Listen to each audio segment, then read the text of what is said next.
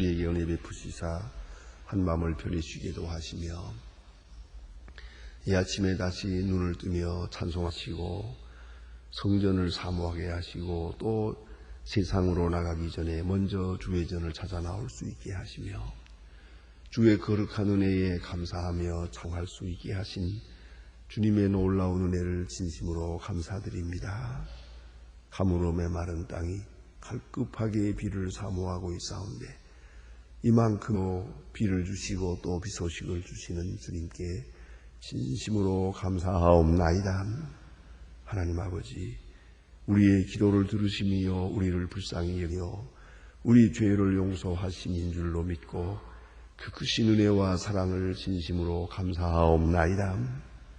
우리의 미련하고 불신앙적이고 교만하고 우상 숭배하는 미련한 저희들이지만 버리지 아니하시고 이렇게 사랑해 주시며 또다시 하늘로부터 주시는 큰 은사로 벼주시는 줄 믿고 감사와 찬송과 영광을 주께 돌리옵나이다. 하나님 아버지, 이제는 더 이상 방탕하게 하시고 또 교만하지 않게 하옵소서. 인간의 힘으로 사는 것처럼 생각하지 않게 하시고 우리의 지식과 우리의 경험과 우리의 과학 능력으로 우리가 무엇이든지 다 할 수 있을 것처럼 착각하지 말게 해 주시옵소서. 작은 일이 된다고 큰 일도 다 될 수 있고 또한 오늘의 작은 문제에 내 힘으로 해결했다고 해서 우리가 모든 문제를 다 해결할 수 있는 것처럼 그렇게 교만하지 않게 하여 주시옵소서. 하나님 아버지, 하나님이 겸손하게 하시고 주님의 거룩하신 뜻 앞에 온유하게 하여 주시옵소서. 오늘도 주님의 주신 은혜를 따라 하루를 살며 주를 찬양하시고 주님의 말씀을 따라 온유 겸손하게 순종해 나가게 하여 주시옵소서. 주를 향한 찬송이 우리 가슴에 가득하게 하시고 어려운 세상을 보면서도 우리는 저 앞에 있는 밝은 세상을 바라보며 늘 소망 중에 기뻐할 수 있는 그런 믿음의 생활이 되게 하여 주시옵소서. 하나님 아버지, 오늘도 하나님의 말씀이 바르게 전해지게 하옵소서. 땅끝까지 들려지게 하시고 이 말씀이 이데올로기와 절망과 또 질주의와 이기주의를 다 물리치게 하시고 오직 주의 거룩하신 말씀의 능력으로 현만하고 충만한 그런 알고 귀한 역사가 있어지게 하옵소서. 저희 교회가 교회된 귀한 본분을 잘 감당해서 참 교회, 성서적 교회, 경건한 교회, 그리고 생명나라 역사하는 교회를 우리가 보여줄 수 있게 되기를 기도하옵나이다. 소망의 식구들 하나하나 그 가정가정 믿음 위에 굳게 서고 성실한 그리고 성숙한 주님의 사람들로 승인된 생을 잘 감당하게 도와주시옵소서. 하나님 아버지, 저희에게 은혜 주시고 오늘까지 특별한 은혜로 이 나라를 지켜주셨습니다. 늘 그랬듯이 항상 위기를 느꼈고 벼랑에 선 것 같고 당장 다가지는 것 같은 괴로움이 있었사오나 오늘까지 인도하신 하나님의 은혜를 감사드립니다. 간절히 바라오니 대통령으로부터 모든 지도계에 밝은 총명과 지도력을 주시옵소서. 그리고 이제 더 이상 데모하고 그리고 파업을 하고 붉은 띠를 보고 거리를 왕래하고 또 고함치고 소리 지르고 또 모든 일을 중단하는 이러한 강팍하고 극단적인 일들이 다시는 이 땅에 없게 하여 주옵소서. 이 구시대적인 일들이 다 물러가고 서로 이해하고 온유하고 존중하면서 서로를 돌보게 하시고 가진 자가 교만하지 않게 하시고 없는 자라고 업신받지 않고 하여 주시옵소서. 서로 돕는 가운데서 밝은 미래를 창출해 나갈 수 있는 은혜를 참 평화가 이 땅에 깃들게 하옵소서. 저 북녘 땅에도 하나님께서 한 총을 더해 주시사 단비를 허락하시고 그 고난 속에서 건져 주시옵소서. 주께서 우리에게 맡기신 일들을 잘 감당하게 하시고 또 능히 감당할 수 있도록 은총을 베푸시옵소서. 주의 이름으로 받아 키우고 있는 고아들 주은혜 가운데 잘 자라게 하시고 또 병원을 건축하는 일이나 혹은 목장을 경영하는 일, 또 나아가서 이제 새로운 엄청난 일을 다시 시작하고자 하오니 정보과학기술대학이 아름답게 지어지며 이를 통하여 하나님의 귀한 뜻이 북녘 땅에도 나타나 주시기를 간절히 기도하옵나이다. 맺기셨사오니 이제는 감당할 힘을 주시옵소서. 하나님 아버지, 오늘도 해외에 있든지 여행 중에 있든지 군문에 나가 있는 젊은이들 하나하나 다 돌보아 주시고, 슬픔을 당한 가정과 그리고 병중에 있는 분들 다 위로 주시옵소서. 주여, 이 날이 복되게 하시고 우리 생애에 있어서 가장 좋은 소식을 듣는 날이 되고 맺힌 문제들이 풀리며 시원함을 얻는 은혜의 날이 되게 하여 주시옵소서. 이 하루의 모든 생활을 주께 맡깁니다. 주만이 영광을 받으시옵소서. 주 예수 그리스도 이름으로 기도드립니다. 아멘. 하나님의 말씀 계속해서 오늘 마태복음 3장 보겠습니다. 마태복음 3장입니다.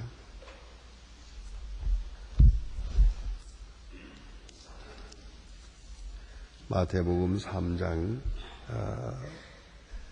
우리가 어제 1절로부터 12절까지 읽었습니다만은 다 말씀하지 못했습니다. 오늘은 이제 이어서 5절부터 다시 보겠습니다. 마태복음 3장 5절로부터 12절까지 함께 봉독하시겠습니다. 이에 요한이 요셉을 다 그에게 나와 자기들의 죄를 자복하고 요단에서 죄를 요한이 유대인들에게 베푸는데 오는 것을 보고 이르되 독사의 자식들아 누가 너희를 가르쳐 임박한 진노를 피하라 하더냐. 그러므로 회개에 합당한 열매를 맞고 속으로 암이 우리 한 조상이라 하지 말라. 내가 너희에게 이르노니 이 돌로도 아브라함의 자손이 되게 하시리라. 이미 도끼가 나무 뿌리에 놓였으니 좋은 열매 맺지 아니하는 나무마다 찍어 불에 던지우리라. 나는 너희로 회개케 하기 위하여 물로 세례를 베풀어 주거니와 내 뒤에 오시는 이는 나보다 능력이 많으시니 그는 나의 열매를 감당하지를 못하. 그는 성령과 불로 너희에게 세례를 주실 것이요 손에 키를 들고 자기 가장 마당을 정케 하사 알곡은 모아 곡간에 들이고 꺼지지 않는 불에 태우시리라. 아멘. 이제 다시 세례 요한의 메시지를 오늘 우리가 보게 됩니다. 예수님께서 이 땅에 오시면서 마치 왕이 어떤 나라에 입성하는 것과 같은 그런 장엄한 장면을 이렇게 연출하게 됩니다. 그래서 세상에 오시면서 그러니까 앞서가는 그런 부대가 있습니다. 그래서 이 세례 요한이 나타나서 이제 외치게 됩니다. 내 뒤에 오시는 이가 있습니다. 그리고 길을 예비하십시오 라고 외칩니다. 회개하고 길을 하고 이 길이라고 하는 것이 얼마나 중요합니까? 그러나 여러분 운전해 보시면 차를 타고 가다가 어떤 데 시골 가면서 비포장 도로를 만나게 됩니다. 그 차가 거덩거덩하고 위험하기도 하고 속도를 낼 수가 없습니다. 그러니까 아무리 비포장 도로는 여건이 좋아도 40km 이상을 낼 수가 없어요. 그래서 거덩거리다가 그 다음에 포장된 길로 딱 나서게 되면은 그때의 기분은 이루 말할 수가 없어요. 도로에 덜컹거리다가 포장된 도로, 고속도로에 딱 나서면은 쫙 나가게 되면 100km 이렇게 나가게 될 때는 그때마다 생각을 합니다. 저는 참 이 길이라는 게 얼마나 중요한가. 내 마음에 첩경을 걷게 하라. 첩경이라는 말이 하이웨이라는 말이에요. 고속도로란 말입니다. 고속도로를 만들어라. 우리 마음에다가 도로를 만들어라. 하나님의 말씀이 거침없이 싹 들어오도록 말입니다. 그런데 이 마음의 길이, 마음의 그 길이 말이에요. 골목길이요, 오솔길이요, 그냥 비포장도로요, 덜컹거리느라고 하나님의 말씀이 내가 마음속에 바로 들어오지를 못한단 말이에요. 우리 여러분도 경험을 삼아 하실 겁니다. 어떤 날은 정말 고속도로와 같이 말씀이 그대로 확 뜰 때가 있고 어떤 때는 이게 잘 들려지지도 않고 믿어지지도 않고 또 느껴지지도 않고 그래서 자꾸 앉아서 졸기만 하고 또 어디가 싸울 때도 많고 수신 때도 많고 뭐 그래지만이야. 이게 왜 이래지느냐 이거예요. 그리고 무슨 장냥 뭐 자꾸만 이렇게 거미줄처럼 마음이 이렇게 엉켜가지고 하나님의 말씀을 바르게 소화하지 못하고 있단 말이에요. 오늘 성경 말씀은 예수님께서 오십니다. 그런 거로 길을 예비하십시오. 주님의 길을 예비하십시오. 주님의 길이라는 말은 히브리 말로 고쳐서 말하면 여호와의 길입니다. 여호와께서 임하시는 이 길을 평탄케 골짜기는 메우고 산은 낮추고 해서 고속도로를 만들어라. 이런 선발대가 와서 외치게 됩니다. 다 준비해 놓고 그 다음에 왕 되신 예수께서 오실 것을 말씀합니다.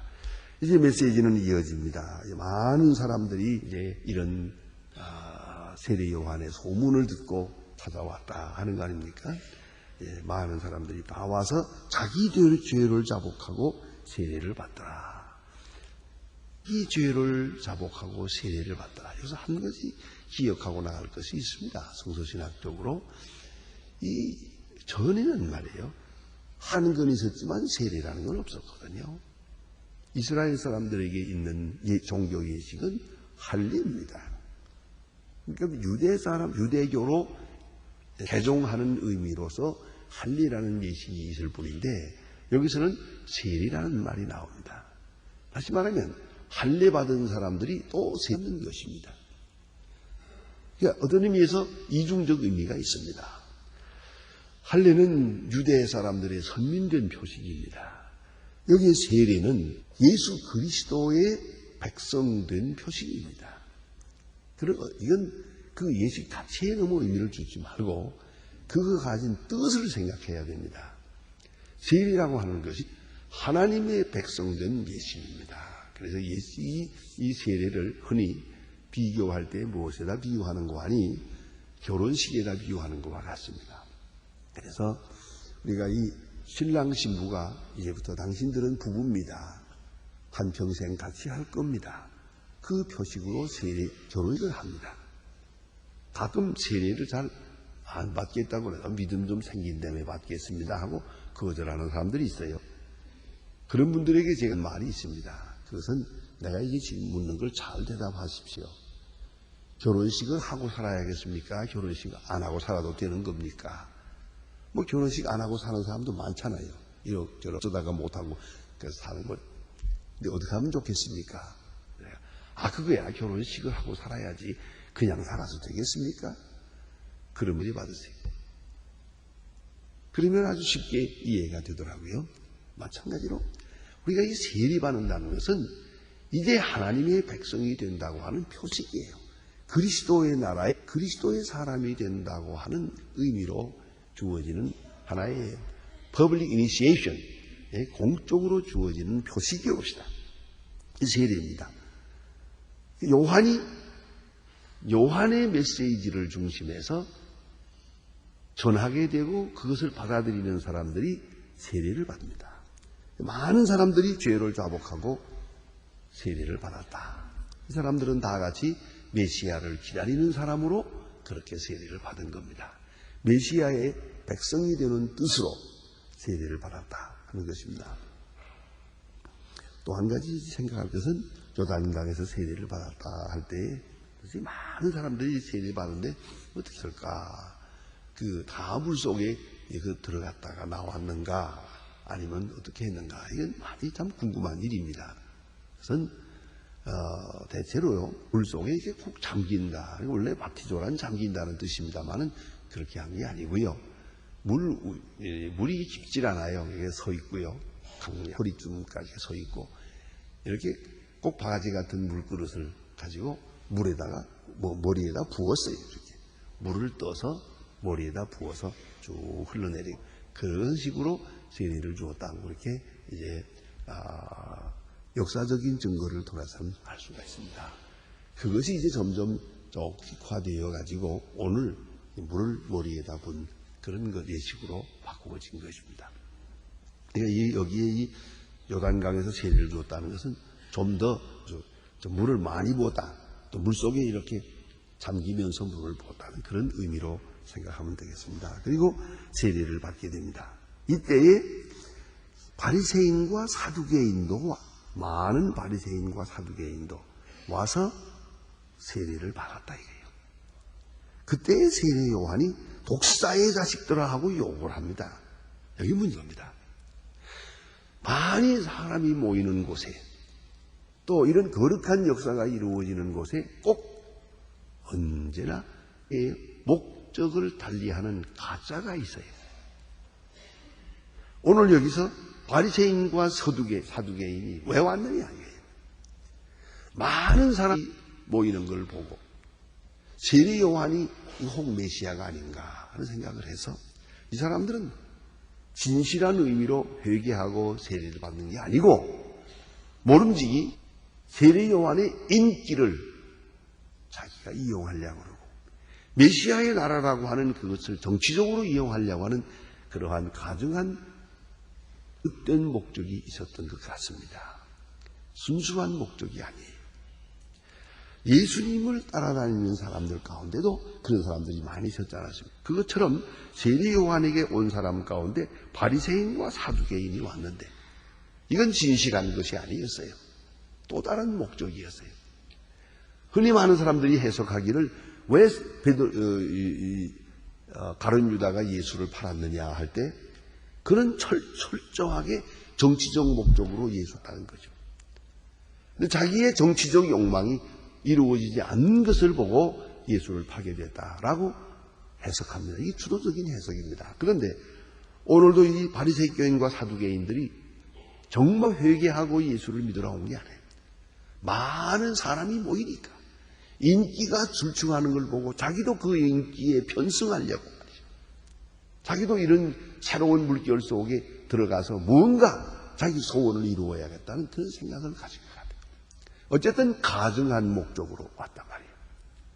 뭐와 같은 간에 오늘도 우리가 이런 교회에 오게 되면 이 교회가 많이 부흥될 때 거기에 다른 목적으로 들어오는 사람도 있어요. 예수를 믿을 목적이 아니에요. 이것을 통하여 정치적인 운동도 하고 이것을 통해서 사업도 하고 그러려고 하는 불순한 목적을 가진 사람이 들어올 수가 있거든요. 이에 대하여 지금 세례 요한이 가차없이 책망하는 말씀입니다. 독사의 자식들아 그래서요. 독사의 자식들아 누가 너희를 가르쳐 임박한 진노를 피하라 하더냐. 앞에 오는 진노. 예수 그리스도의 임함을 이것은 진노라고 말했어요. 불의한 사람들에게 대하여서는 심판적 역사이기 때문이죠. 구원의 역사라는 것은 구원받는 자에게는 구원이요 구원을 거역하는 자에게는 심판이 것이다. 그래서 언제나 이런 구원 심판은 같은 의미를 가지고 있어요. 그런데 오늘 여기 보니까 어찌하여 임박한 심판을 피하라 하더냐. 심판만 피하려고 하는 그런 마음으로 온 저 사람들에 대해서 이렇게 크게 책망하고 있습니다. 자, 그리고 중요한 메시지를 줍니다. 회개에 땅한 열매를 맺고. 뭐 어려운 말 아닙니다. 진정으로 회개하라 이거예요. 회개한다고 외치고 회개한다고 주장하고 회개한다고 뭐 가르치고 그런 게 아니고요. 뭐 눈물이나 흘리고 그런 게 아니라 회개에 합당한 열매를 맺으라. 어제 아침에 말씀드린 것처럼 완전히 무장해제를 하고 완전 항복하라는 거예요. 내 옛생활, 내 잘못된 생각을 다 깨끗이 지워버리고 백지로 돌아가서 항복해라. 그런 거로 회개에 합당한 열매를 맺으라. 회개했으니 이제는 겸손하죠. 회개했으니 자랑할 것도 없지요. 회개했으니 순종하지요. 회개했으니까 그 마음속에 진정한 평화가 있지요. 이제 무슨 또 다른 욕망에 함께하지 않는다는 말입니다. 회개에 합당한 열매를 맺으라. 얼마나 귀중한 메시지인지 모릅니다. 오늘도 보니까 회개는 하는데 열매가 없어요. 이 한 사람이 누구를 비판합니까? 나는 죄인이라 해놓고 누구를 죄인이라고 손가락질을 할 수가 있겠습니까? 나 자신이 아주 밑바닥대간 사람이라면 이제 모든 사람에 대한 존경을 할 수밖에 없어요. 이제는 오직 하나님의 말씀에 겸손함종하는 거예요. 여기에 누구를 차별할 수도 있고 어떤 다시 또 무슨 욕망을 가질 수 그런 게 없는 거예요. 회개에 합당한 열매다. 나는 죄인이로소이다 하는 그 진정한 회개에 합당한 생활의 열매를 맺으라. 그리고 그 열매의 하나로서 속으로 말하기를 나는 아브라함의 후손이다 라고 하지 마라. 내가 혈육으로는 아브라함의 후손일지 몰라도 내가 아브라함의 후손 자격이 있느냐 이게요. 아브라함의 후손 선택된 민족이라고 하는 교만 버리라 이거예요. 이스라엘 사람들에게 제일 큰 교만이 바로 선민사상이거든요. 선민사상, 아브라함의 후손이라고 하는 교만. 우리가 지금으로 말하면 나는 오래 믿었다. 그런 생각. 나는 모태적 신앙이다. 이런 것 말이죠. 얼마나 오랜 신앙 생활을 했고, 이만큼 내가 봉사 생활을 했다. 이런 얘기 다 버리라. 회개에 합당한 열매를 맺고, 속으로 나는 아브라함의 후손이다. 하는 그런 교만을, 영적 교만을 가지지 마라. 돌로도 아브라함의 자손을 만들 수 있다. 그런 거로 내가 아브라함의 후손이다 하는 그런 자기 교벌이라 하고 말합니다. 도끼가 나무 뿌리에 놓였으니 좋은 열매를 맺지 아니하는 나무마다 찍어 불에 던지우리라. 바리새인 교인과 서기관들이 정면적으로 말씀하십니다. 바리새인 교인의 그 교만 끝이다 보리라. 그리고 말씀은 나는 이렇게 회개를 외치고 있지만 내 뒤에 오시는 이 아주 중요한 얘기입니다. 내 뒤에 오시는 이 바로 지금 뒤에 따라옵니다. 바로 예수 그리스도를 지칭하는 겁니다. 내 뒤에 오시는 이는 능력이 많으시다. 나는 회개를 외치고 어떤 의미에서 소극적 그러나 그는 성령과 물로 너희에게 세례를 베풀어 주실 것이다. 성령 세례. 이것은 물과 성령하고 말할 때 물은 회개의 세례요. 성령은 바로 은혜의 세계를 말합니다. 물은 율법을 말하고 성은 은혜를 말하는 것입니다. 그래서 여기에 보니 성령과 불로 세례를 줄 것이다. 우리는 지금 하나님 앞에 회개할 수 있습니다. 그거 우리가 할 수 있는 일이에요. 그러나 성령으로 감동해 주어서 예수 그리스도를 받아들이게 하고 그 은혜를 믿도록 내가 하나님의 자녀된 것을 확증해 주는 것은 성령입니다. 그래서 이것을 불세례라고 합니다. 성령의 가장 큰 증거가 나로 하여금 하나님 자녀 된 것을 확증해 주시는 겁니다.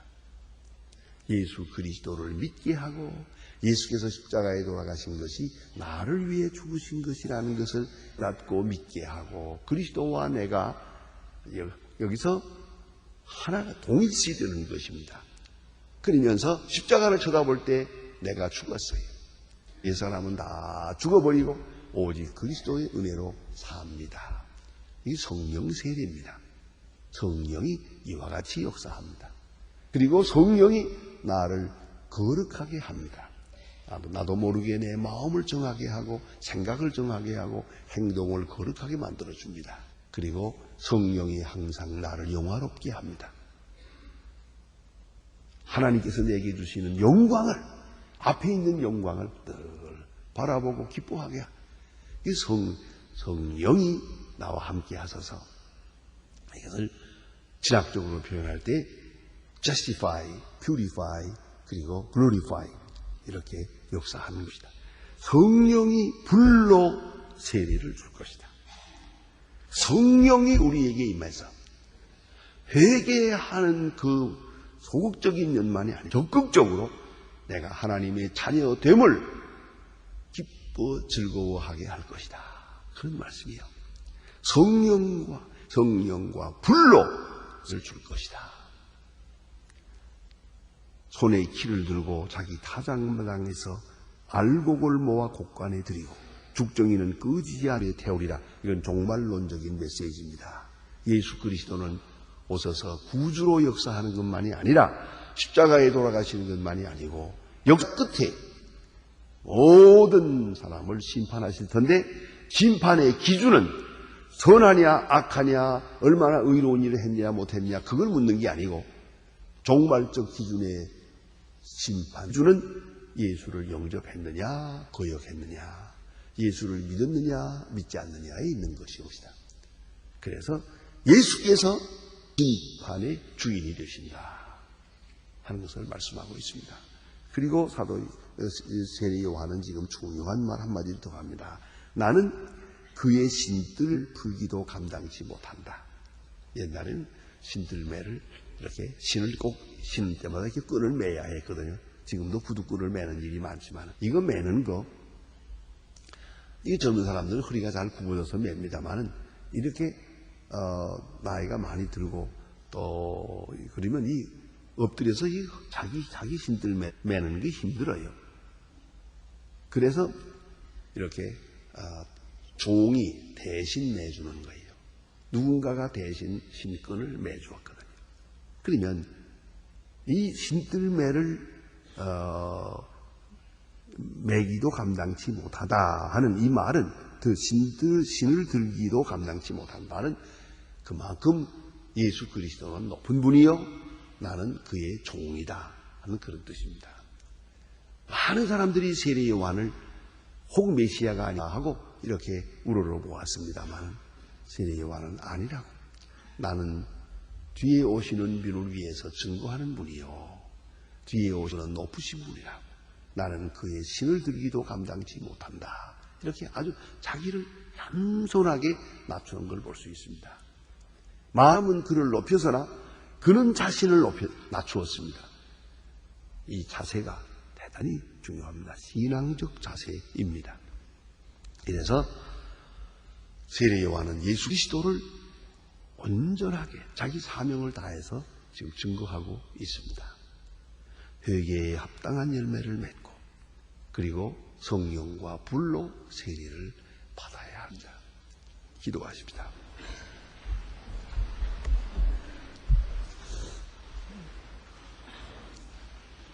하늘에 계신 우리 주여 이름이 거룩히 여김을 받으시오며 나라의 마옵시며 뜻이 하늘에서 이룬 것 같이 땅에서도 이루어지 오늘날 우리에게 일용할 양식을 주옵시고 우리가 우리에게 죄진 자를 사해 준 것 같이 우리 죄를 사해 주옵시고 우리를 시험에 들게 하지 마옵시며 다만 악에서 구하옵소서. 내 나라와 권세와 영광이 아버지께 영원히 있음나이다. 아멘.